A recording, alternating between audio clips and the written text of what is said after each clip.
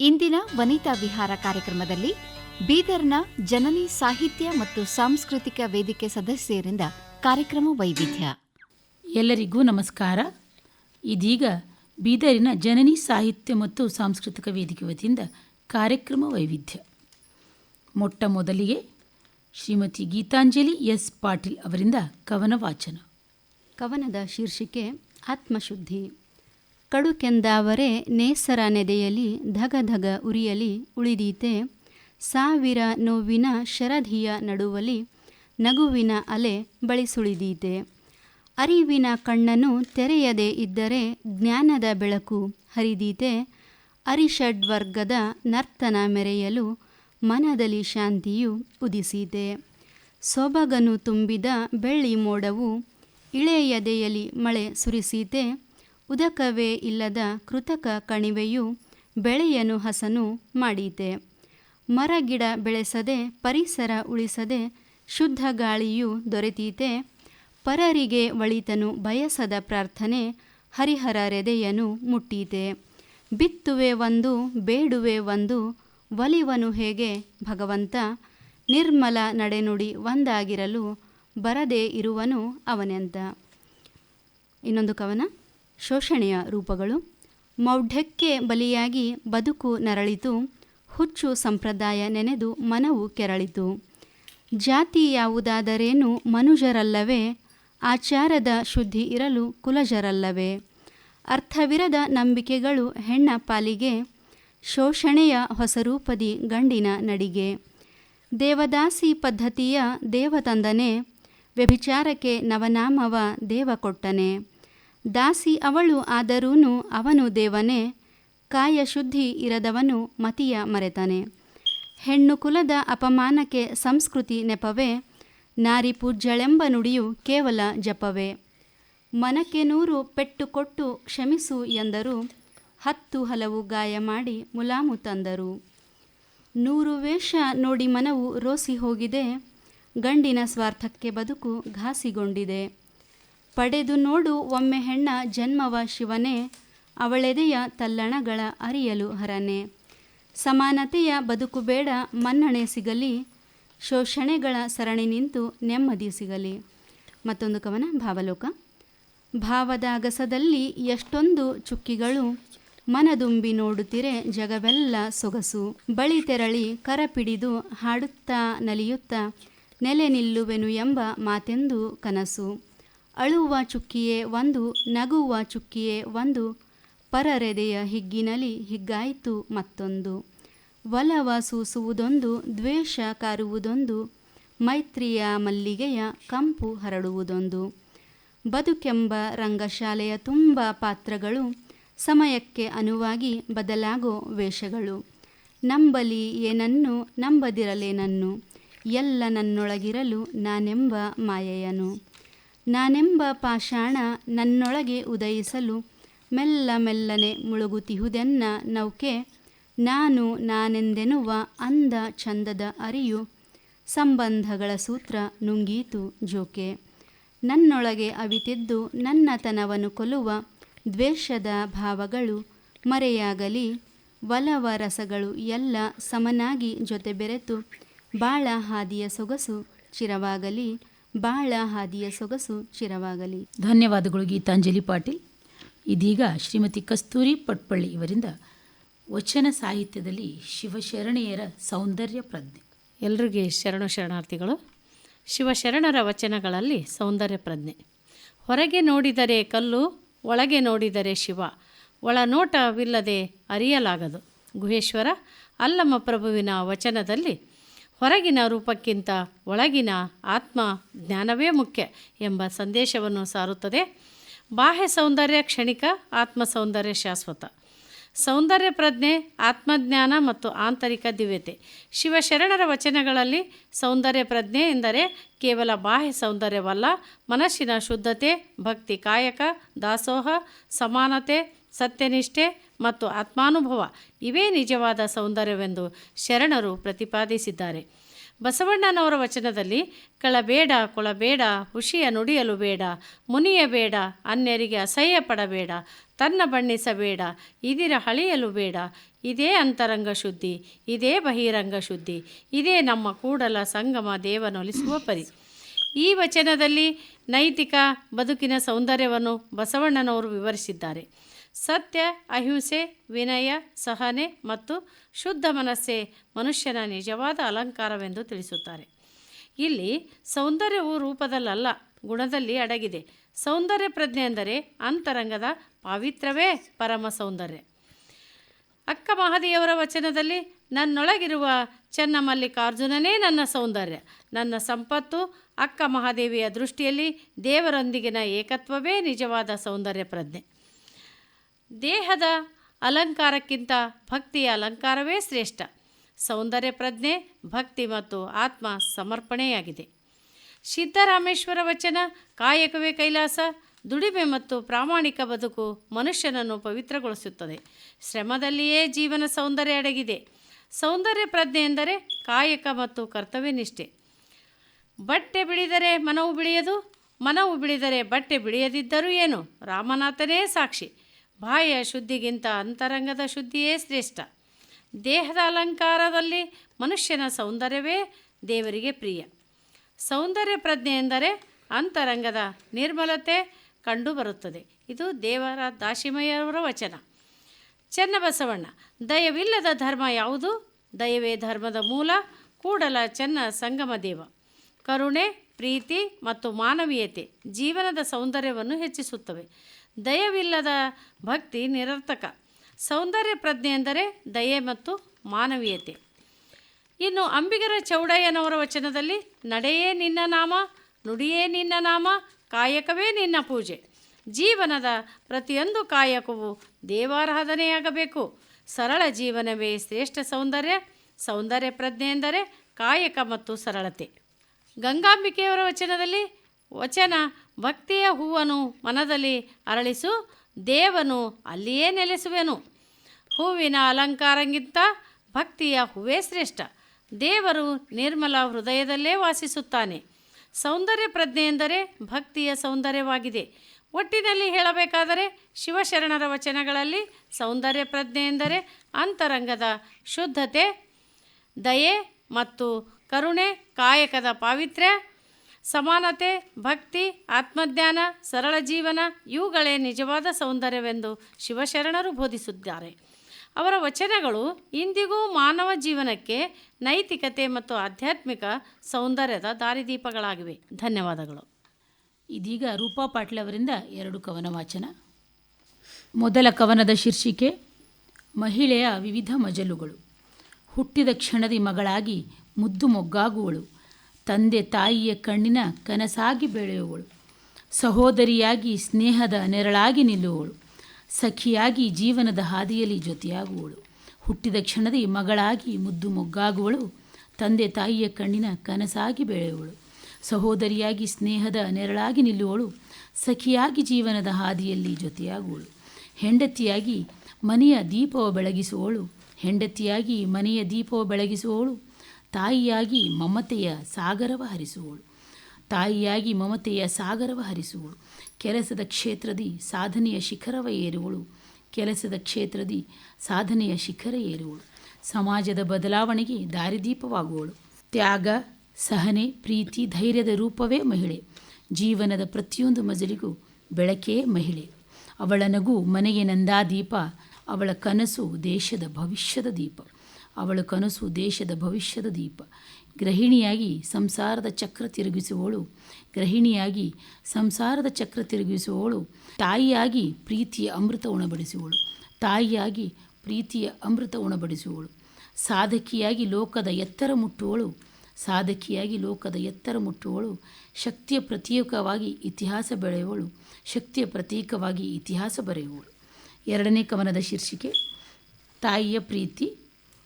ತಾಯಿಯ ಮಡಿಲೆಂದರೆ ಮಮತೆಯ ದೇವಾಲಯ, ಅವಳ ಮಾತೆಂದರೆ ಬದುಕಿನ ಮಾರ್ಗದರ್ಶನ. ತಾಯಿಯ ಮಡಿಲೆಂದರೆ ಮಮತೆಯ ದೇವಾಲಯ, ಅವಳ ಮಾತೆಂದರೆ ಬದುಕಿನ ಮಾರ್ಗದರ್ಶನ. ಅವಳ ಕಣ್ಣಲ್ಲಿ ಪ್ರೀತಿಯ ಗಂಗೆಯೇ ಹರಿಯುವುದು, ಅವಳ ಕಣ್ಣಲ್ಲಿ ಪ್ರೀತಿಯ ಗಂಗೆಯೇ ಹರಿಯುವುದು. ಅವಳ ಹೃದಯದಲ್ಲಿ ಕ್ಷಮೆಯ ಸಮುದ್ರವೇ ತುಂಬಿರುವುದು. ಅವಳ ಹೃದಯದಲ್ಲಿ ಕ್ಷಮೆಯ ಸಮುದ್ರವೇ ತುಂಬಿರುವುದು. ನಾವು ನಗಲು ಸಾವಿರ ನೋವು ಮರೆಸುವಳು, ನಾವು ನಗಲು ಸಾವಿರ ನೋವು ಮರೆಸುವಳು, ನಾವು ಬೆಳೆಯಲು ತನ್ನ ಬದುಕನ್ನೇ ಅರ್ಪಿಸುವವಳು. ನಮ್ಮ ಕನಸುಗಳಿಗೆ ತನ್ನ ರೆಕ್ಕೆಗಳನ್ನು ಕೊಡುವಳು, ನಮ್ಮ ಕನಸುಗಳಿಗೆ ತನ್ನ ರೆಕ್ಕೆಗಳನ್ನು ಕೊಡುವವಳು. ನಮ್ಮ ಯಶಸ್ಸಿನಲ್ಲಿ ತನ್ನ ಸಂತೋಷ ಕಾಣುವಳು.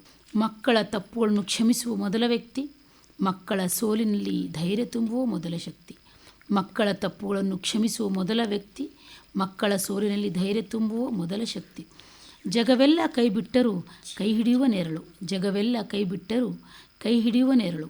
ಪ್ರೀತಿಗೆ ಬೆಲೆ ಕಟ್ಟಲಾಗದ ಒಡಲು, ಪ್ರೀತಿಗೆ ಬೆಲೆ ಕಟ್ಟಲಾಗದ ಒಡಲು. ವಯಸ್ಸು ಹೆಚ್ಚಿದರೂ ಪ್ರೀತಿ ಕಡಿಮೆಯಾಗದು, ಕೂದಲು ಬೆಳ್ಳಗಾದರೂ ಕಾಳಜಿ ನಿಲ್ಲದು. ವಯಸ್ಸು ಹೆಚ್ಚಿದರೂ ಪ್ರೀತಿ ಕಡಿಮೆಯಾಗದು, ಕೂದಲು ಬೆಳ್ಳಗಾದರೂ ಕಾಳಜಿ ನಿಲ್ಲದು. ಮಕ್ಕಳ ಸುಖಕ್ಕಾಗಿ ದೇವರಲ್ಲಿ ಬೇಡುವಳು, ಮಕ್ಕಳ ಸುಖಕ್ಕಾಗಿ ದೇವರಲ್ಲಿ ಬೇಡುವಳು. ತನ್ನ ಆಯುಷ್ಯನೇ ಅವರಿಗೆ ಕೊಡು ಎಂದು ಪ್ರಾರ್ಥಿಸುವಳು, ತನ್ನ ಆಯುಷ್ಯವನ್ನೇ ಅವರಿಗೆ ಕೊಡು ಎಂದು ಪ್ರಾರ್ಥಿಸುವಳು. ತಾಯಿ ಎಂದರೆ ಬದುಕಿನ ಮೊದಲ ಪಾಠಶಾಲೆ, ತಾಯಿ ಎಂದರೆ ಬದುಕಿನ ಮೊದಲ ಪಾಠಶಾಲೆ. ಮೊದಲ ಗುರು, ಮೊದಲ ಗೆಳತಿ, ಮೊದಲ ದೇವತೆ. ಮೊದಲ ಗುರು, ಮೊದಲ ಗೆಳತಿ, ಮೊದಲ ದೇವತೆ. ಅವಳ ಪ್ರೀತಿ ಅಮೃತದ ಧಾರೆ, ಅವಳ ಪ್ರೀತಿ ಅಮೃತದ ಧಾರೆ. ಅವಳ ಆಶೀರ್ವಾದವೇ ಬದುಕಿನ ಉಸಿರು, ಅವಳ ಆಶೀರ್ವಾದವೇ ಬದುಕಿನ ಉಸಿರು. ಧನ್ಯವಾದಗಳು. ಇದೀಗ ಡಾಕ್ಟರ್ ಜಗದೇವಿ ತಿಪ್ಶೆಟ್ಟಿ ಅವರಿಂದ ವಚನಕಾರ್ತೆ ಅಮ್ಮುಗೆ ರಾಯಮ್ಮ ಅವರ ಪರಿಚಯ. ಎಲ್ಲರಿಗೂ ಶರಣಾರ್ಥಿ. ನಾನು ಅಮ್ಮುಗೆ ರಾಯಮ್ಮನ ಒಂದೆರಡು ವಚನಗಳ ಚಿಂತನೆಯನ್ನು ಮಾಡ್ತಾಯಿದ್ದೀನಿ. ಅದಕ್ಕಿಂತ ಮುಖ್ಯವಾಗಿ ಇವತ್ತು ಅಮ್ಮುಗೆ ರಾಯಮ್ಮರಲ್ಲಿ ಇಬ್ಬರು ಅಮ್ಮುಗೆ ರಾಯಮ್ಮರನ್ನು ಕಾಣ್ತೀವಿ. ಅದರಲ್ಲಿ ರಾಯಸದ ಮಂಚಣ್ಣನ ಪುಣ್ಯಸ್ತ್ರೀ ರಾಯಮ್ಮ ಅವಳು ಒಂದು ವಚನವನ್ನು ಬರೆದಿದ್ದಾಳೆ. ಇನ್ನೊಬ್ಬ ವಚನಕಾರ್ತಿ ಅಮ್ಮುಗೆ ದೇವಯ್ಯಗಳ ಪುಣ್ಯಸ್ತ್ರೀ ರಾಯಮ್ಮ ಅಂತ ತಿಳ್ಕೊಂಡು ಅವರು 116 ವಚನಗಳನ್ನು ಬರೆದಿದ್ದಾರೆ.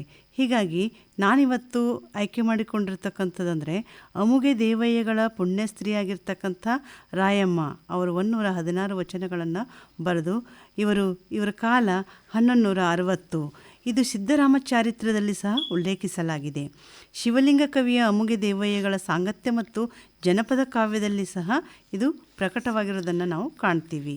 ಹೀಗಾಗಿ ಇವರ ವಚನಗಳಲ್ಲಿ ಬಹಳಷ್ಟು ವಸ್ತು ವೈವಿಧ್ಯತೆಯನ್ನು ನಾವು ಕಾಣ್ತೀವಿ. ಅದರಲ್ಲಿ ವಚನಗಳಲ್ಲಿ ವ್ರತ, ನಿಷ್ಠೆ, ಭಕ್ತಿ, ಅಧ್ಯಾತ್ಮ ಮುಂತಾದ ಅನೇಕ ವಿಷಯಗಳ ಕಡೆ ಅವರು ಗಮನ ಹರಿಸಿರೋದನ್ನು ನಾವು ಕಾಣ್ತೀವಿ. ಹೀಗಾಗಿ ಅಮ್ಮುಗೆ ರಾಯಮ್ಮ ಬಹಳ ನಿಷ್ಠುರವಾದಿಯಾಗಿದ್ದಾಳೆ. ತೋರಿಕೆ ಭಕ್ತಿಯನ್ನು ಕಟುವಾಗಿ ವಿಡಂಬಿಸಿದ್ದಾಳೆ. ಕಲ್ಯಾಣದಲ್ಲಿ ಬರುವ ಶಿವಪುರದ ಕೆರೆಯ ದಂಡೆಯ ಮೇಲಿರುವ ಶಿವಲಿಂಗ ದೇವಸ್ಥಾನದಲ್ಲಿ ಉಳಿದುಕೊಂಡಿದ್ದರು. ಅಲ್ಲಿ ಇವರ ಕಾಯಕ ಅಂದರೆ ನೇಗೆ ಕಾಯಕ ಮಾಡ್ತಾ ಇದ್ದರು. ಗಂಡ ಹೆಂಡತಿ ಇಬ್ಬರು ನೇಗೆ ಕಾಯಕದಲ್ಲಿ ತೊಡಗಿಕೊಂಡಿದ್ದರು. ಇವರ ಇಷ್ಟಲಿಂಗವನ್ನು ನಂಬಿರುವ ಶರಣೆಯಾಗಿದ್ದಾಳೆ. ಯಾವುದೇ ಆಸೆ ಆಮಿಷಗಳಿಗೆ ಒಳಗಾಗದೆ ಶರಣ ಸಿದ್ಧಾಂತಕ್ಕೆ ಬದ್ಧಳಾಗಿ ಬದುಕುತ್ತಿದ್ದಳೆಂಬುದನ್ನು ತಿಳಿದು ಬರುತ್ತದೆ. ಹಾಗಾಗಿ ಇವರ ಒಂದು ವಚನವನ್ನು ನಾವು ನೋಡಬೇಕಾದ್ರೆ, ನಾನೇ ಗುರುವಾದ ಬಳಿಕ ಇನ್ನಾರ ನೆನೆವನಯ್ಯ, ನಾನೇ ಲಿಂಗವಾದ ಬಳಿಕ ಇನ್ನಾರ ನೆನೆವನಯ್ಯ, ನಾನೇ ಜಂಗಮವಾದ ಬಳಿಕ ಇನ್ನಾರ ನೆನೆವನಯ್ಯ. ಎನಗೆ ಗುರುವಾದಾತನು ನೀನೆ, ಎನಗೆ ಲಿಂಗವಾದಾತನು ನೀನೆ, ಎನಗೆ ಜಂಗಮವಾದಾತನು ನೀನೆ, ಎನಗೆ ಪಾದೋದಕ ಪ್ರಸಾದವಾದಾತನು ನೀನೆ. ಅಮುಗೇಶ್ವರ ಲಿಂಗವಾಗಿ ಎನ್ನ ಕರಸ್ಥಲಕ್ಕೆ ಬಂದಾತ ನೀನೇ ಪ್ರಭುವೆ ಎನ್ನುವ ಈ ಒಂದು ವಚನದಲ್ಲಿ ರಾಯಮ್ಮ ಗುರು, ಲಿಂಗ, ಜಂಗಮವಾದ ಬಳಿಕ ಇನ್ನಾರ ನೆನೆವನಯ್ಯ ಎಂದು ಪ್ರಶ್ನಿಸಿದ್ದಾಳೆ. ಗುರುಲಿಂಗ ಜಂಗಮ ಬೇರೆ ಬೇರೆಯಾದರೆ ನೆನೆಯಲಿಕ್ಕೆ ಬರದು. ಗುರುಲಿಂಗ ಜಂಗಮದ ಹಂತ ತಾನೇ ಆದ ಬಳಿಕ ನೆನೆಯಲು ಏನೂ ಇಲ್ಲ. ಮೊದಲು ಬೇರೆಯಾದಾಗ ನೆನೆಯಲಿಕ್ಕೆ ಬರ್ತದೆ, ಆದರೆ ಎರಡೂ ಒಂದೇ ಆದಮೇಲೆ ಇಲ್ಲಿ ನೆನೆಯಲಿಕ್ಕೆ ಬರುವುದಿಲ್ಲ ಅಂತ ತಿಳ್ಕೊಂಡು ಅಮ್ಮುಗೇಶ್ವರವನ್ನು ಅವಳು ಇಲ್ಲಿ ಹೇಳ್ತಾ ಇದ್ದಾಳೆ. ಈಗ ಅವಳ ಎರಡನೇ ಒಂದು ವಚನವನ್ನು ನಾವು ನೋಡಬೇಕಾದ್ರೆ, ಮರ್ತ್ಯದಲ್ಲಿ ಹುಟ್ಟಿದವರೆಲ್ಲರೂ ಇಷ್ಟಲಿಂಗ ಸಂಬಂಧಿಗಳೇ, ಗುರುವಿನಲ್ಲಿ ಉಪದೇಶ ಎಲ್ಲರೂ ವಿರಕ್ತರಾಗಬಲ್ಲರೆ, ಲಿಂಗವನರಿಯದೆ ಲಿಂಗೈಕ್ಯರೆಂಬ ಅಂಗವಿಕಾರಿಗಳ ಕಂಡಡೆ ಹೊದ್ದದು ಎನ್ನ ಮನ. ಈ ಎರಡು ವಚನಗಳಲ್ಲಿ ರಾಯಮ್ಮ ಗುರುಲಿಂಗದ ಮಹತ್ವವನ್ನು ಹೇಳುತ್ತಲೇ ಡಾಂಭಿಕರನ್ನು ವಿಡಂಬನೆ ಮಾಡಿದ್ದಾಳೆ. ಈ ಜಗತ್ತಿನಲ್ಲಿ ಎಲ್ಲರೂ ಹುಟ್ಟುತ್ತಾರೆ, ಅವರೆಲ್ಲರೂ ಇಷ್ಟಲಿಂಗ ಸಂಬಂಧಿಗಳೇ ಆಗಿರೋದಿಲ್ಲ. ಮೊದಲನೇ ಪ್ರಶ್ನೆ ಅವಳದೇನೆಂದರೆ, ಅನೇಕರು ಗುರುವಿನ ಉಪದೇಶವನ್ನು ಪಡೆಯುತ್ತಾರೆ, ಆದರೆ ಅದರಂತೆ ನಡೆಯುವುದು ಅಲ್ಲಿ ಮುಖ್ಯವಾಗುತ್ತದೆ. ಹಾಗಾಗಿ ಇಲ್ಲಿ ಯಾರು ನಡೆಯೋದಿಲ್ಲವೋ ಅವರು ಅಂಗವಿಕಾರಿಗಳಾಗ್ತಾರೆ ಅಂತ ತಿಳ್ಕೊಂಡು ಹೇಳ್ತಾಳೆ. ಗುರುವಿನ ಉಪದೇಶವನ್ನು ಪಡೆದ ನಂತರ ಮುಂದೆ ಪ್ರಶ್ನೆ ಹಾಕ್ತಾಳೆ, ಹುಟ್ಟಿದಾಕ್ಷಣ ಲಿಂಗವಂತರಾಗುವುದಿಲ್ಲ, ಅರಿವು ಆಚರಣೆ ಮೂಲಕ ಲಿಂಗವಂತರಾಗುತ್ತಾರೆ ಎಂದು ತಿಳಿಸಿದ್ದಾಳೆ. ಅದೇ ರೀತಿ ಗುರುವಿನಿಂದ ಉಪದೇಶ ಪಡೆದಾಕ್ಷಣ, ಕಾವಿಯನ್ನು ಧರಿಸಿದಾಕ್ಷಣ ಅವರು ವಿರಕ್ತರಾಗುವುದಿಲ್ಲ. ಅದರಂತೆ ಕಾವಿಯನ್ನು ಧರಿಸಿ ಆ ಕಾಯ ವಿಕಾರವಾಗದೇ ಇದ್ದರೆ ಮಾತ್ರ ಅವರು ಜಂಗಮರಾಗ್ತಾರೆ. ಆದರೆ ಕಾಯ ವಿಕಾರಕ್ಕೆ ಒಳಗಾಗುವವರನ್ನು ಗಾವಿನರು ಎಂದು ವಿಡಂಬಿಸಿದ್ದಾಳೆ. ಇಂತಹ ವೇಷಧಾರಿಗಳನ್ನು ಅವಳು ಕಂಡು ಸಿಡಿಮಿಡಿಗೊಂಡಿದ್ದಾಳೆ. ಅದಕ್ಕೆ ಅಂಥವರನ್ನು ಕಂಡು ನಾಚಿತ್ತೆನ್ನಮನ ಅಂತ ತಿಳ್ಕೊಂಡು ಮುಂದಿನ ಒಂದು ವಚನದಲ್ಲಿ ಸಹ ಅವಳು ಹೇಳ್ತಾರೆ, ಲಿಂಗವನ್ನರಿಯದೆ ಲಿಂಗೈಕ್ಯರೆನ್ನುವವರು ಅಂಗವಿಕಾರಿಗಳೆಂದು ಕರೆದಿದ್ದಾಳೆ. ಅರಿದು ಆಚರಿಸಿದನೆಂಬುದು ಕೂಡ ಅಹಂಭಾವವೇ ಆಗುತ್ತದೆ. ರಾಯಮ್ಮ ಮೊದಲು ಲಿಂಗವನ್ನರಿಯಬೇಕು ಎಂದು ತಿಳಿಸಿದ್ದಾಳೆ. ಲಿಂಗದಲ್ಲಿ ಸ್ಥಾವರಲಿಂಗ, ಇಷ್ಟಲಿಂಗ, ಗುಡಿಯಲಿಂಗ, ಹಿಡಿಯಲಿಂಗ, ಅನೇಕ ಲಿಂಗಗಳಕ್ಕಿಂತಲೂ ಆಚಾರಲಿಂಗ ಮುಖ್ಯವೆಂದು ಇಲ್ಲಿ ತಿಳಿಸಿದ್ದಾಳೆ. ಸುಮ್ಮನೆ ಡಾಂಬಿಕ ಲಿಂಗ ಪೂಜೆ ಮಾಡುವವರನ್ನು ಶರಣರು ಮೆಚ್ಚುವುದಿಲ್ಲವೆಂದು ಅವಳು ಸ್ಪಷ್ಟಪಡಿಸಿದ್ದಾಳೆ. ಅರಿವು ಆಚರಣೆ ಬಂದಾಗ ಮಾತ್ರ ಅದಕ್ಕೊಂದು ಮಹತ್ವ ಬರುತ್ತದೆ. ಜ್ಞಾನ ಮತ್ತು ಕ್ರಿಯೆ ಎರಡೂ ಒಂದಾಗಬೇಕೆಂದು ಹೇಳಿದ್ದಾಳೆ. ಅರಿವುಳ್ಳ ಗುರುವಿಗೆ ಹಂಗೇಕೆ, ಅರಿವುಳ್ಳ ಲಿಂಗದ ಹಂಗೇಕೆ, ಅರಿವುಳ್ಳವಂಗೆ ಜಂಗಮದ ಹಂಗೇಕೆ ಅಂತ ತಿಳ್ಕೊಂಡು, ಅರಿವು ಇದ್ದಾಗ ಗುರುವಿನ ಹಂಗೂ ಇರೋದಿಲ್ಲ, ಲಿಂಗದ ಹಂಗೂ ಇರೋದಿಲ್ಲ, ಮತ್ತು ಜಂಗಮದ ಹಂಗೂ ಇರೋದಿಲ್ಲ ಅಂತ ತಿಳ್ಕೊಂಡು ಅಲ್ಲಿ ಈ ವಚನದಲ್ಲಿ ಹೇಳ್ತಾ ಏನಂತಂದರೆ ಬಹಳ ಅರಿವಿಗೆ ಮಹತ್ವ ಕೊಟ್ಟಿರೋದನ್ನು ನಾವು ಕಾಣ್ತೀವಿ. ಈ ಅರಿವುಳ್ಳಂಗೆ ಎಂಬ ಪದವು 5 ಸಾಲುಗಳಲ್ಲಿ ಬಂದಿದೆ. ಎಲ್ಲ ಸಾಧನೆಗೂ ಅರಿವು ಆಚಾರಗಳೇ ಪ್ರಮುಖ ಕಾರಣವಾಗಿವೆ ಎಂದು ಹೇಳಿರುವ ರಾಯಮ್ಮ ಅರಿವೆಂಬುದು ಅತ್ಯಂತ ಮಹತ್ವ ಎಂಬುದು ತಿಳಿಸಿದ್ದಾಳೆ. ಅರಿವು ಜಾಗೃತಗೊಂಡಾಗ ತನ್ನೊಳಗಡೆಯೂ ಗುರು ಕಾಣಿಸಿಕೊಳ್ಳುತ್ತಾನೆ. ಆಚರಣೆಯಲ್ಲಿ ತೊಡಗಿಸಿಕೊಂಡಾಗ ಒಳಗಡೆಯೇ ಆಚಾರಲಿಂಗ ಕಾಣಿಸುತ್ತದೆ. ಅನುಭವದೆತ್ತರಕ್ಕೇರಿದಾಗ ತಾನೇ ಜಂಗಮನಾಗುತ್ತಾನೆ. ಹೀಗೆ ಗುರು, ಲಿಂಗ, ಜಂಗಮಗಳನ್ನು ಕುರಿತಂತೆ ರಾಯಮ್ಮ ಹೊಸ ರೀತಿಯಲ್ಲಿ ಚಿಂತನೆ ನಡೆಸಿದ್ದಾಳೆ. ಧನ್ಯವಾದಗಳು. ಇದೀಗ ಕಸ್ತೂರಿ ಪಟ್ಪಳ್ಳಿ ಅವರಿಂದ ಒಂದು ಜಾನಪದ ಗೀತೆ. ಅಳುವ ಕಂದನ ತುಟಿಯು ಹವಳದ ಕುಡಿಹಂಗ, ಕುಡಿಹುಬ್ಬು ಬೇವಿ ನೆಸಳಾಂಗ, ಕುಡಿಹುಬ್ಬು ಬೇವಿ ನೆಸಳಾಂಗ, ಕಣ್ಣೋಟ ಶಿವನ ಕೈಯಲಗು ಹೊಳೆದಾಂಗ. ಕೂಸು ಇದ್ದ ಮನಿಗೆ ಬೀಸುಣಿಕಿಯಾತಕ, ಕೂಸು ಕಂದಯ್ಯ ಒಳಹೊರಗ, ಕೂಸು ಕಂದಯ್ಯ ಒಳಹೊರಗ ಆಡಿದರ ಬೀಸುಣಿಕಿ ಗಾಳಿ ಸುಳಿದಾವ. ಆಡಿ ಬಾಯನ ಕಂದ ಅಂಗಾಲ ತುಳಿದೇನ, ತೆಂಗಿನಕಾಯಿ ತಿಳಿನೀರ, ತೆಂಗಿನಕಾಯಿ ತಿಳಿನೀರ ತಕ್ಕೊಂಡು ಬಂಗಾರ ಮಾರಿ ತೊಳೆದೇನ. ಕಂದಾನ ಕಿರಿಕಿರಿ ಇಂದೇನು ಹೇಳಲಿ, ಬಿಂದಿಗಿ ಹಾಲು ಸುರಿವಾಂಗ, ಬಿಂದಿಗಿ ಹಾಲು ಸುರಿವಂದ, ಚೇಂಜಿಯ ಚಂದ್ರಮನ ತಂದು ನಿಲೆಸೆಂದ. ಅಳುವ ಕಂದನ ತುಟಿಯು ಹವಳದ ಕುಡಿಯಾಂಗ, ಕುಡಿಹುಬ್ಬು ಬೇವಿ ನೆಸಳಾಂಗ, ಕುಡಿಹುಬ್ಬು ಬೇವಿ ನೆಸಳಾಂಗ, ಕಣ್ಣೋಟ ಶಿವನ ಕೈಯಲಗು ಹೊಳೆದಾಂಗ. ಇದೀಗ ಕೀರ್ತಿಲತಾ ಹೊಸಾಳೆ ಅವರಿಂದ ಲೇಖನ ವಾಚನ. ಆಧುನಿಕ ಸಮಾಜದಲ್ಲಿ ತಾಯಿಯ ಪಾತ್ರ. ಎಲ್ಲರಿಗೂ ಶರಣು ಶರಣಾರ್ಥಿ. ಮನೆಯೇ ಮೊದಲ ಪಾಠಶಾಲೆ, ಜನನಿ ತಾನೇ ಮೊದಲ ಗುರು. ಹೆಣ್ಣೊಂದು ಕಲಿತರೆ ಶಾಲೆಯೊಂದು ತೆರೆದಂತೆ, ತಾಯಿಯೇ ಮನೆಯ ಮಹಾಲಕ್ಷ್ಮಿ. ಹೆಣ್ಣು ಪೂಜಿಸುವ ಸಮಾಜದಲ್ಲಿ ಸಮೃದ್ಧಿ ತುಂಬಿರುತ್ತದೆ. ಹೆಣ್ಣು ಹೆಣ್ಣಲ್ಲ, ಹೆಣ್ಣು ರಕ್ಕಸಿಯಲ್ಲ, ಹೆಣ್ಣು ಸಾಕ್ಷಾತ್ ಕಪಿಲ ಸಿದ್ಧ ಮಲ್ಲಿಕಾರ್ಜುನ ಎಂದು ಚನ್ನಬಸವಣ್ಣನವರು ತಮ್ಮ ವಚನದಲ್ಲಿ ಹೇಳಿದ್ದಾರೆ. ಅರ್ಧನಾರೀಶ್ವರ ಕಲ್ಪನೆಯಲ್ಲಿ ಶಿವ ಸಾಕ್ಷಾತ್ ಪಾರ್ವತಿಗೆ ತನ್ನ ಅರ್ಧ ಸ್ಥಾನವನ್ನು ಕೊಟ್ಟು ಹೆಣ್ಣಿನ ಮಹಿಮೆಯನ್ನು ತುಂಬ ಮಹತ್ವವಾಗಿ ಹೆಚ್ಚಿಸಿದ್ದಾರೆ.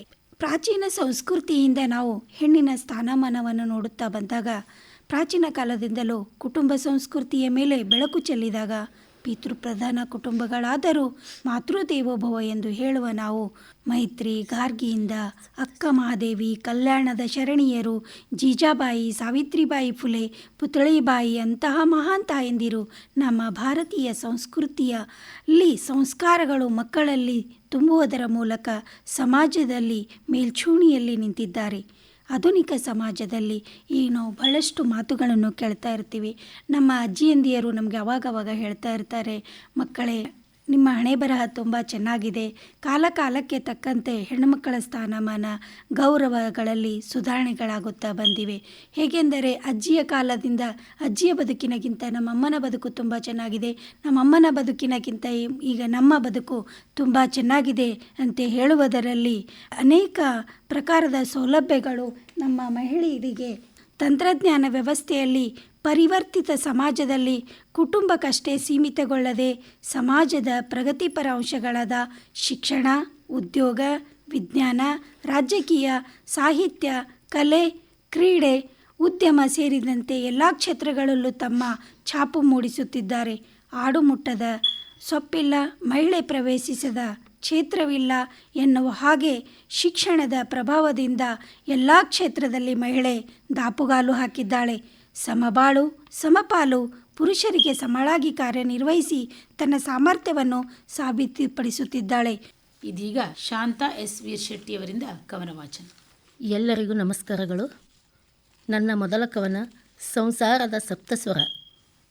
ಸಂಸಾರವೆಂಬುದು ಸಂಗೀತ ವೀಣೆ, ಸಂಸಾರವೆಂಬುದು ಸಂಗೀತ ವೀಣೆ, ಸಪ್ತ ಸ್ವರಗಳಿಂದ ಅರಳಿದ ಗೀತೆ, ಸಪ್ತ ಸ್ವರಗಳಿಂದ ಅರಳಿದ ಗೀತೆ. ಪ್ರೀತಿಯು ಅದರ ಮೊದಲ ಸ್ವರ, ಪ್ರೀತಿಯು ಅದರ ಮೊದಲ ಸ್ವರ, ವಿಶ್ವಾಸವೇ ಅದರ ಜೀವಾಧಾರ, ವಿಶ್ವಾಸವೇ ಅದರ ಜೀವಾಧಾರ. ಸಹನೆಯ ತಾಳವು ತಪ್ಪದಿರಲಿ, ಸಹನೆಯ ತಾಳವು ತಪ್ಪದಿರಲಿ, ಸ್ನೇಹದ ರಾಗವು ನಿಲ್ಲದಿರಲಿ, ಸ್ನೇಹದ ರಾಗವು ನಿಲ್ಲದಿರಲಿ. ಗೌರವದ ಗಾನವು ಮನೆ ತುಂಬಲಿ, ಗೌರವದ ಗಾನವು ಮನೆ ತುಂಬಲಿ, ಮಮತೆಯ ಮಧುರತೆ ಮನ ತುಂಬಲಿ, ಮಮತೆಯ ಮಧುರತೆ ಮನ ತುಂಬಲಿ. ಒಬ್ಬರ ಕಣ್ಣಲ್ಲಿ ಮತ್ತೊಬ್ಬರ ಬೆಳಕು, ಒಬ್ಬರ ಕಣ್ಣಲ್ಲಿ ಮತ್ತೊಬ್ಬರ ಬೆಳಕು, ಒಬ್ಬರ ಮಾತಲ್ಲಿ ಮತ್ತೊಬ್ಬರ ಒಲುಮೆ, ಒಬ್ಬರ ಮಾತಲ್ಲಿ ಮತ್ತೊಬ್ಬರ ಒಲುಮೆ. ಕಷ್ಟದ ಮೋಡವು ಕವಿದಾಗಲು, ಕಷ್ಟದ ಮೋಡವು ಕವಿದಾಗಲು, ಕೈ ಬಿಡದ ಧೈರ್ಯ ಜೊತೆಯಾಗಿರಲಿ, ಕೈ ಬಿಡದ ಧೈರ್ಯ ಜೊತೆಯಾಗಿರಲಿ. ಸುಖದ ಹೂಗಳು ಅರಳಿದಾಗ, ಸುಖದ ಹೂಗಳು ಅರಳಿದಾಗ, ವಿನಯದ ಪರಿಮಳ ಹರಡಲಿ, ವಿನಯದ ಪರಿಮಳ ಹರಡಲಿ. ಕ್ಷಮೆಯೇ ಕಳಶವು ತುಂಬಿ ತುಳುಕಲಿ, ಕರುಣೆಯೇ ಪ್ರೀತಿಯ ಕಿರಣವು ನಿತ್ಯ ಹೊಳೆಯಲಿ, ಕರುಣೆಯೇ ಪ್ರೀತಿಯ ಕಿರಣವು ನಿತ್ಯ ಹೊಳೆಯಲಿ. ಕೈಯಲ್ಲಿ ಕೈ ಇಟ್ಟು ನಡೆದ ಹೆಜ್ಜೆ, ಕೈಯಲ್ಲಿ ಕೈ ಇಟ್ಟು ನಡೆದ ಹೆಜ್ಜೆ, ಕಾವಲೆಂದಿಗೂ ಅಳಿಸಲಾಗದ ಹೆಜ್ಜೆ, ಕಾವಲೆಂದಿಗೂ ಅಳಿಸಲಾಗದ ಹೆಜ್ಜೆ. ದಾಂಪತ್ಯವೆಂಬ ದೈವಿಕ ಬಂಧ, ದಾಂಪತ್ಯವೆಂಬ ದೈವಿಕ ಬಂಧ, ಧರ್ಮ ಪ್ರೀತಿ ಸತ್ಯದ ಸುಗಂಧ, ಧರ್ಮ ಪ್ರೀತಿ ಸತ್ಯದ ಸುಗಂಧ. ಹೃದಯಗಳು ಒಂದಾಗಿ ಹಾಡುವ ಗಾನ, ಹೃದಯಗಳು ಒಂದಾಗಿ ಹಾಡುವ ಗಾನ, ಅದೇ ಜೀವನದ ಅಮೃತ ಗಾನ, ಅದೇ ಜೀವನದ ಅಮೃತ ಗಾನ. ನನ್ನ ಎರಡನೆಯ ಕವನ ಭೂಮಿ ತಾಯಿಯ ಕುರಿತು. ಭೂಮಿ ತಾಯಿ ಮಮತೆಯೇ ಭುವನಕ್ಕೆ ಆಧಾರಳು, ಭೂಮಿ ತಾಯಿಯ ಮಮತೆಯೇ ಭುವನಕ್ಕೆ ಆಧಾರಳು. ಜೀವಜಾಲ ಪಾತಕಿ ಜಗದಳು ಶ್ರೇಷ್ಠಳು, ಜೀವಜಾಲ ಪಾತಕಿ ಜಗದಳು ಶ್ರೇಷ್ಠಳು. ಹಸಿರು ಹೊದಿಕೆ ಹೊದ್ದು ಹೂವಿನ ನಗುಚೆಲ್ಲಿ, ಹಸಿರು ಹೊದಿಕೆ ಹೊದ್ದು ಹೂವಿನ ನಗುಚೆಲ್ಲಿ, ನದಿಗಳ ಹರಿಯೊಳಗೆ ಜೀವಧಾರೆ ನೀಡು, ನದಿಗಳ ಹರಿಯೊಳಗೆ ಜೀವಧಾರೆ ನೀಡು. ಬೆಟ್ಟ ಗುಡ್ಡ ತೋರಿ, ಬೆಟ್ಟ ಗುಡ್ಡ ತೋರಿ ಬಲವನ್ನು ಬೋಧಿಸು, ಮರ ಗಿಡ ಬೆಳೆಸು ನೆರಳನ್ನು ಹಂಚಿಸು, ಮರ ಗಿಡ ಬೆಳೆಸಿ ನೆರಳನ್ನು ಹಂಚಿಸು. ಧ್ಯಾನದ ಹೊಲಗಳಲ್ಲಿ ಸಂಪಾದನೆ ಸುರಿಸು, ಧಾನ್ಯದ ಹೊಲಗಳಲ್ಲಿ ಸಂಪಾದನೆ ಸುರಿಸು. ರೈತನ ಬೆವರಿಗೆ ಫಲವನ್ನು ನೀಡಿಸು, ರೈತನ ಬೆವರಿಗೆ ಫಲವನ್ನು ನೀಡಿಸು. ತಾಯಿಯ ಮಡಿಲಂತೆ ಎಲ್ಲರನ್ನೂ ಪೊರೆಯು, ತಾಯಿಯ ಮಡಿಲಂತೆ ಎಲ್ಲರನ್ನೂ ಪೊರೆಯು. ಅವಳನ್ನು ಕಾಪಾಡಿ ಭವ್ಯ ಭವಿಷ್ಯ ಕಟ್ಟೋಣ, ಅವಳನ್ನು ಕಾಪಾಡಿ ಭವ್ಯ ಭವಿಷ್ಯ ಕಟ್ಟೋಣ. ಇದುವರೆಗೂ ಬೀದರ್ನ ಜನನಿ ಸಾಹಿತ್ಯ ಮತ್ತು ಸಂಸ್ಕೃತಿ ವೇದಿಕೆ ವತಿಯಿಂದ ಕಾರ್ಯಕ್ರಮ ವೈವಿಧ್ಯವನ್ನು ಕೇಳಿದಿರಿ. ಭಾಗವಹಿಸಿದವರು ಶ್ರೀಮತಿ ಗೀತಾಂಜಲಿ ಎಸ್ ಪಾಟೀಲ್, ಶ್ರೀಮತಿ ಕಸ್ತೂರಿ ಪಟ್ಪಳ್ಳಿ, ಶ್ರೀಮತಿ ರೂಪಾ ಪಾಟೀಲ್, ಡಾಕ್ಟರ್ ಜಗದೇವಿ ತಿವಶೆಟ್ಟಿ, ಶ್ರೀಮತಿ ಕೀರ್ತಿಲತಾ ಹೊಸಾಳೆ, ಶ್ರೀಮತಿ ಶಾಂತಾ ಎಸ್ ವೀರ್ಶೆಟ್ಟಿ. ಈ ಕಾರ್ಯಕ್ರಮ ಆಕಾಶವಾಣಿ ಕಲಬುರಗಿ ಕೇಂದ್ರದ ಕೊಡುಗೆ.